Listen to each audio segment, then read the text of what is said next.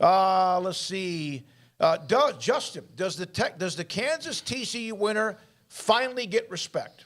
I think Kansas maybe already has it. I think TCU certainly earned a big chunk last week, but the caveat to TCU was, Oklahoma's not that good. Well, they don't beat them all that often. They haven't beaten them that bad maybe ever. It's amazing that anytime Oklahoma loses or Texas loses, they're having a down year. You can never beat them when they're good. And that does get a little bit old, I'm sure, for the other team. Anybody saying that, particularly this year, especially if they're a Longhorn or Sooner, and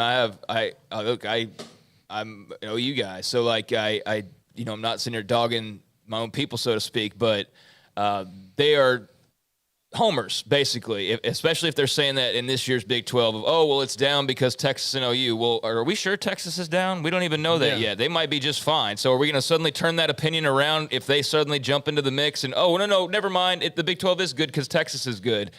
I think that's just an opinion that particularly fans of those two fan bases use to just try to, negate any good energy or good vibes or even good football talk surrounding the others. I don't buy that, and I think people who say that clearly don't know much about the Big 12. That's like the big red flag right out of the gates for somebody that doesn't know what they're talking about, who has an agenda by saying that. And look, we don't know about Texas. They could very, very easily win their next 5 and then lose 2 in a row.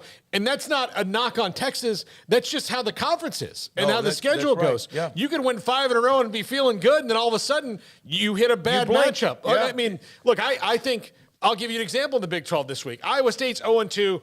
In the league, Kansas State's rolling along, right? Well, now, not to say that Kansas State can't win this game, but this is a bad matchup for Kansas State because Iowa State's pretty darn good against the run. So will they be able to do the same thing? And Iowa State is desperate, backed into a corner, not wanting to go 0-3. So, you know how these things can turn. I'll tell you how I know that it's not a down year for the Big 12, and it's quite the opposite. Is various podcasts that I listen to, one in particular, suddenly it's been, as long as I've heard it off and on, very heavy for a couple conferences, the ones that make the most money. And suddenly they actually, hey, if you need Big 12 talk, we're your go-to place. And I'm like, wait a second, y'all maybe scrape the surface of the Big 12 every once in a while, but all of a sudden making a pitch for Big 12 talk as though you're the epicenter of it. And I don't know, I feel like we've got as much claim to that as anybody, but the more the merrier, all for it all. I'm going to be on a West Virginia podcast here at some point, but yeah, I think that speaks to the fact that it's the opposite of a down year in the Big 12. It's a very interesting year,